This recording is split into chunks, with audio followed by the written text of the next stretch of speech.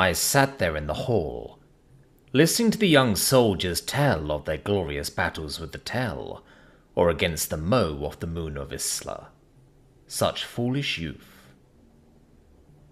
What about you, old man? You must have some stories of sacrifice and victory. A trooper pointed to me as I sat confined to my wheelchair. Looking down at my broken legs, I spoke in a low tone, not looking away from my lifeless feet. I was there when we were crushed by the humans. A silence intruded upon the room. Bullshit.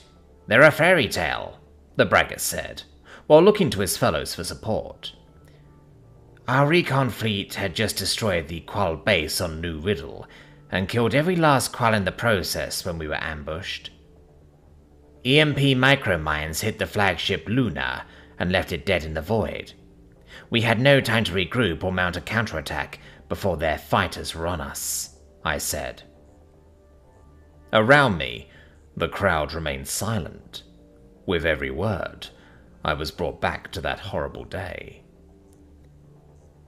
Their AI corrupted our computers as holograms of red-headed females wearing nothing but plaid dresses and blue face paint danced on our display screens as we tried to retake our systems.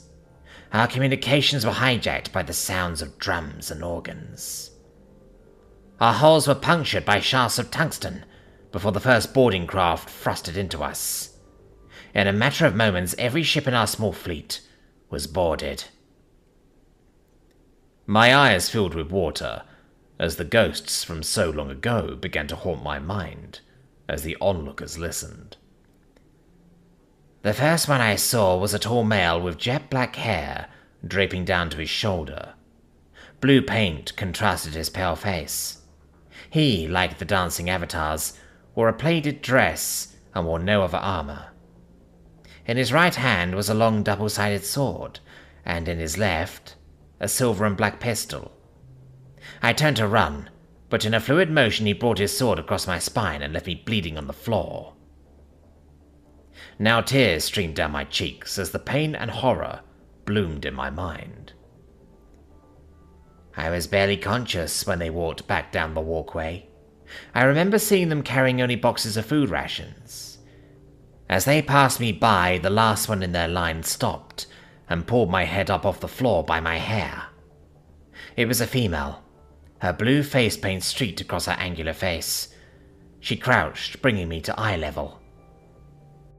That angelic demon caught my grey eyes with hers of emerald and began to study my pained contortions before she spoke. "Woe to the vanquished," she said rather calmly, before dropping my face to the ground. The whole event was so sudden. No resistance was mounted, and only one SOS was made before it was too late. We floated in the inky black for 2 solar days before help came.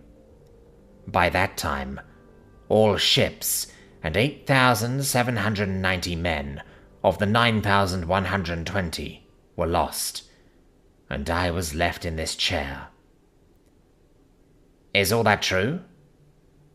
The soldier's now timid voice asked, as the rest of the overflowing room remained silent. Every word, I replied. There's monsters in the dark, lads. Let's pray you never meet them.